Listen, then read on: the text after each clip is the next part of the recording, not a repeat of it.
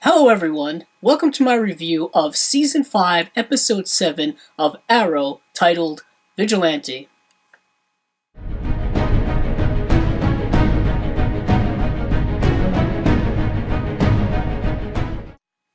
Before I go any further, I just want to say that there will be spoilers in this review. As the title of this episode suggests, there is a new vigilante running amok in Star City. If you recall, in an earlier episode review, I mentioned the character of Adrian Chase, who is the DA of Star City, and that he is a character from the comic books who becomes a vigilante known as the Vigilante. And in this episode, we get our first look at him. Although they don't reveal his identity in the episode, I think if you've been keeping up with all of the Arrow news, you know who it is already. With this new vigilante in town, it creates a very interesting kind of parallel or theme or discussion when it comes to the Green Arrow or Oliver, because Oliver is a vigilante. He's also a vigilante who at one point was a very brutal vigilante, and he was essentially killing a lot of people. Yet again, the connections with Season 1 are more apparent now than in the previous episodes. And in this episode, they discuss, is it right for Team Arrow to stop this vigilante if this vigilante is doing almost the same thing that they are doing, stopping people who are doing bad things. In this episode, it is specifically a gang that's going around and robbing banks. And there is this whole discussion where should they stop him? Should they not stop him? And they don't really kind of come to a definitive conclusion on that.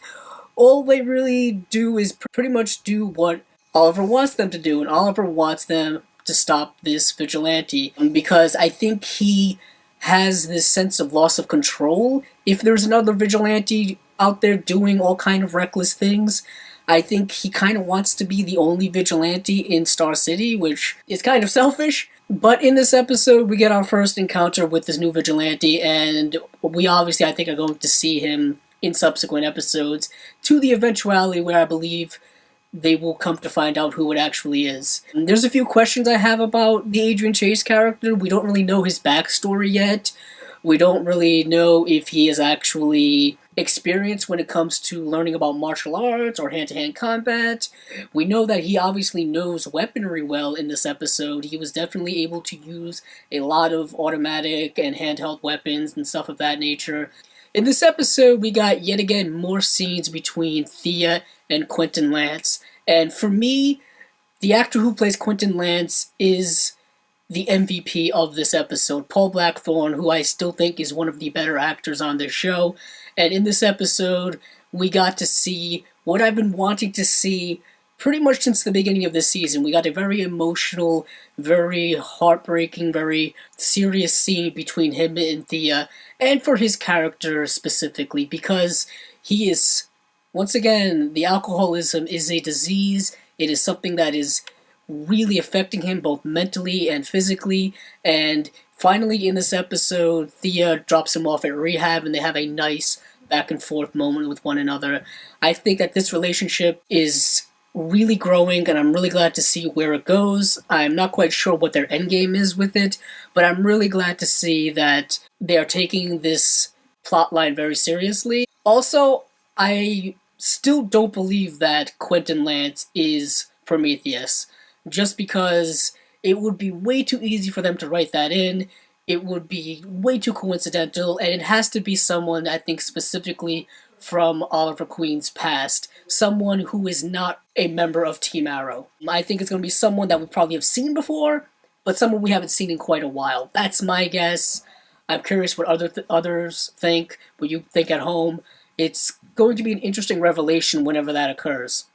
Speaking a little bit about Oliver Queen, in this episode, he decides to, I guess, go on kind of a date with that reporter woman, the reporter being Susan Williams, someone who started out completely smashing him when it came to the press, and now is really cozying up to him on a more personal level. Whether that is just a calculated strategic maneuver by her to kind of get more inside information when it comes to him as the mayor, and to use that to further advance her career, could be an avenue they go with, or this could be in fact genuine. I still think Oliver's really playing it too coy. He's playing it too non-cautious.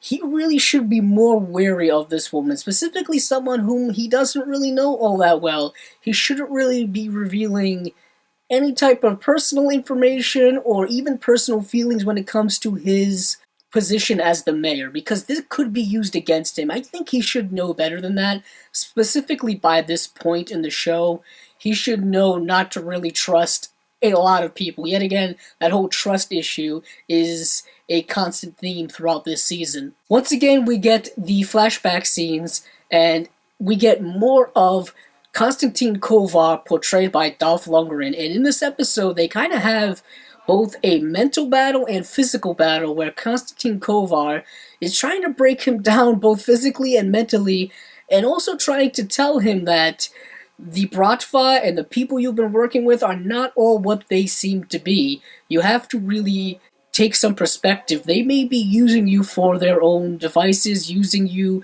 so that they don't get their own hands dirty, so that they don't take their own casualties. I am probably more interested in this backstory than I've been in quite a few seasons, perhaps since season 2, when we got a lot of what was happening on the island with Slade Wilson and Shadow and stuff like that. There is a little bit with Diggle in this episode where he is very aggressive and angry, and he is becoming increasingly frustrated with the situation that he is in, essentially being a fugitive from the law.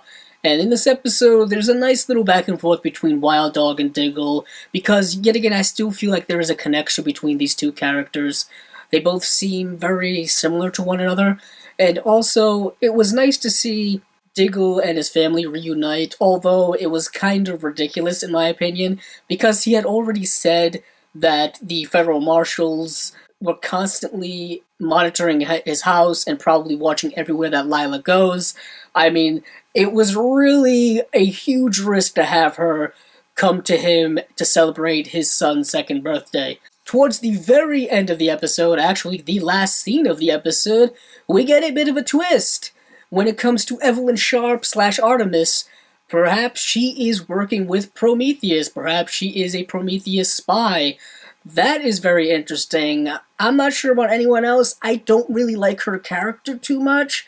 So this kind of twist works for me because I didn't like her to begin with, and now that she's potentially a villain, that makes things much, much different, specifically if the team has to, in fact, enact revenge on her or fight with her later on. I'm very curious to see where they go with this, because she knows the identity of Prometheus. How does she know who Prometheus is? What's their connection? Yet again, the show is, from episode to episode, is planting seeds for future revelations and future plot lines and future discoveries, and I'm really liking the way the season is being structured like that.